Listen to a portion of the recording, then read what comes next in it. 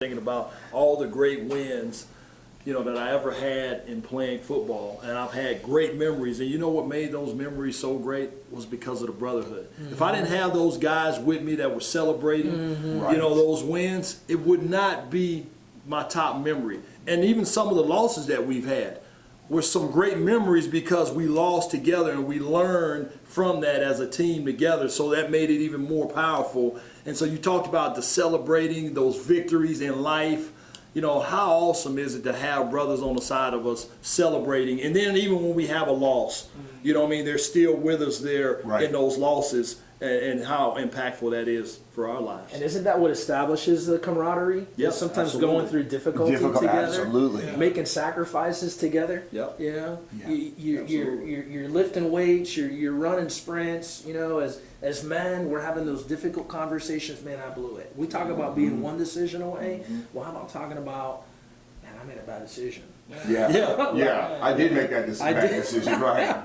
I did, and I'm sharing it with you because I want to work through this together. Because I know the slippery slope that those bad decisions can be. Well, I mean, Roland, it was like you were saying, it's messy. Like to go to war is messy, and relationships are messy, man. You get involved in somebody's life, and you get the victories, but you get the losses and the messes too. And I think that there's nothing more beautiful than just like knowing that when you have like a close-knit brotherhood, you got somebody that's got your back, and that, man, in those victories, they can slap you on the back and get excited for you, and then, man, in just the trials that we have to face in life too, to know you've got somebody to be like, man, I screwed up. Man, I'm getting killed right now.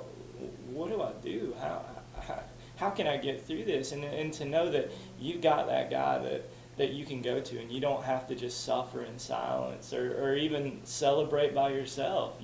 You've got that true band of brothers, like you were talking about, behind you, that man can spur you on and can be almost like, man, the army behind you that you need to fuel you in what's ahead. I grew up with an older brother, younger brother, so I was the middle of three brothers, and so the verse in Proverbs we see that a friend loves at all times, but a brother is born for adversity. Of course, my brothers obviously, see, I was born for your adversity. Right?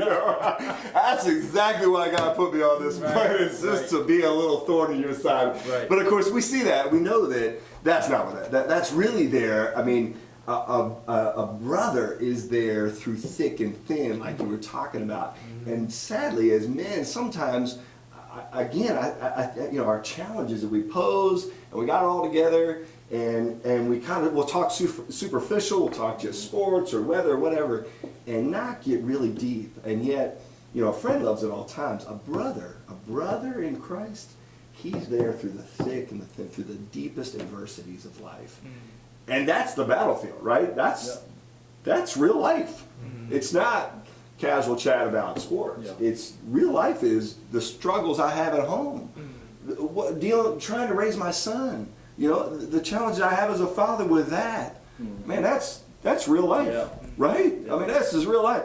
The challenge that I've got with my wife, maybe the two of us going in different directions on an issue on how we raise our kids or whatever it is. And yet, sadly, sometimes, guys, we just don't want to talk about that.